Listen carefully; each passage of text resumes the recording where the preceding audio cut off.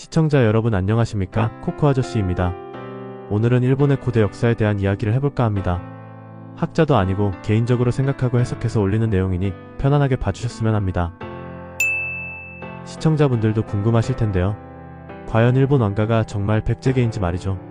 지난번 아키히토 일본 왕이 공식적인 기자회견에서 간무천왕의 생모가 무령왕 구대손이었던 사실이 소gel본기에 기재되었다. 그래서 한국과의 인연을 느낍니다. 라고 이야기를 하신 것이죠.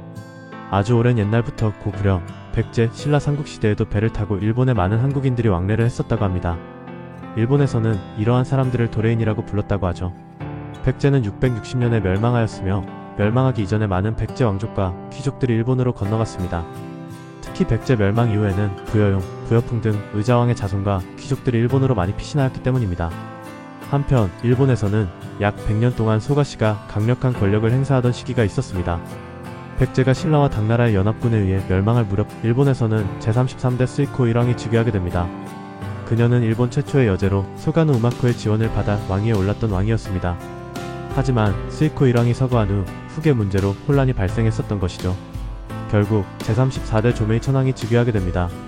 이때부터 왕실의 권위가 강화되었습니다. 이 조메이 천왕은 현재 일본 왕실의 직계 조상으로 이어지는 인물인 것이죠. 조메이 천왕은 이전의 왕들과는 직접적인 혈연이 이어지지 않았습니다. 그는 백제사와 백제궁을 건립하고 그곳에서 생활하였습니다. 그리고 자신이 죽었을 때는 백제식으로 장례식을 해달라고 했던 것이죠. 이때부터 백제왕제의 직계 후손이라는 설이 많습니다. 그리고 일본의 아시카 시대였던 646년 6월에는 다이카 개신의 시작을 알리는 을사해변 사건이 발생하였습니다. 이 사건으로 나라현의 아스카궁에서 나카노의 왕자는 소가노 이루카를 공격, 그러나 이루카가 죽지 않자 이를 본 다른 협력자들이 개입하여 소가노 이루카는 결국 현장에서 살해당하고 맙니다. 이전에는 소가시의 권력이 왕실보다 더욱 강한 권력을 행사했었기 때문이었죠. 이 다이카의 나는 왜와 관련된 가야계 세력이 백제계 세력에 의해 사라지는 사건으로 볼 수도 있지 않을까요? 결국 이 사건으로 645년 나카노의 왕자는 다이카라는 새로운 연호를 선포하며 개혁을 단행하게 되었습니다. 그 전까지는 왜라고 불러줬지만 개혁 이후 670년부터는 일본이라고 불러지기 시작했기 때문이죠.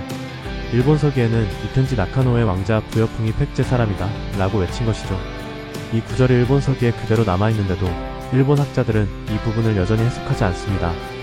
그 자손들이 현재 일본 왕가로 이어지고 있기 때문인 것이죠. 그래서 일본의 공식적인 학계에 속한 학자들은 이 부분을 건드릴 수가 없었던 것입니다. 나카노의 천황은 일본에서는 덴치 천황으로 불리고 있는 인물인데요. 시청자분들도 아시겠지만 660년 바로 백제가 역사의 무대에서 사라졌습니다. 이후 부여풍이 백제 부흥운동을 위해 옛백제 땅으로 돌아갔었죠. 그 3년 동안은 일본 서기에 부여풍과 관련된 일본에서의 활동한 어떤 이야기도 기록되어 있지 않았던 것입니다. 663년 일본이 27,000명의 군사를 옛백제 땅으로 보냈다고 합니다. 백제 일본 연합군이 만들어져 나당 연합군과 금강 입구에서 싸웠던 것이죠. 백충강 혹은 백강이라고 하는 곳에서 백강 전투가 벌어져 백제와 일본 연합군은 나당 연합군에 패하고 맙니다. 그 이후 부여풍이 고구려로 사라졌다고 일본 서기에는 되어 있는데요. 이게 부여풍에 대한 얘기의 끝입니다. 그런데 6개월 후 일본에서는 다시 나카노에가 등장하고 천황이 되기 위한 과정을 시작합니다. 백제의 고위 관리들을 일본의 인재로 채용하는 것이죠. 이때 백제어와 일본어가 똑같지 않았을까 생각합니다. 그러니까 우리나라가 한글을 만들기 전까지는 일본말하고 거의 같지 않았을까? 라고 생각되는 부분이죠. 그리고 신라와 당나라 연합군이 일본으로 쳐들어오는 것을 막기 위해 일본에서는 성을 크게 지은 곳이 여러 곳 있다고 전해집니다. 또 한 가지 중요한 사실은 백제가 지방행정구역으로 22개의 담로를 설치했다는 것입니다. 이 담로는 백제의 왕족이나 귀족들이 지배하는 지역이었으며 일본에도 여러 곳의 담로가 존재합니다.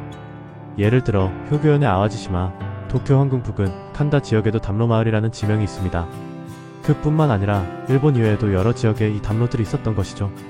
시청자 여러분께서는 오늘 얘기에 대해서 어떻게 생각하시나요? 개인적으로 생각하는 부분을 영상으로 만들어 보았습니다. 이상으로 오늘 이야기가 시청자 여러분께 작은 도움이 되었길 바랍니다. 끝까지 시청해주셔서 감사합니다.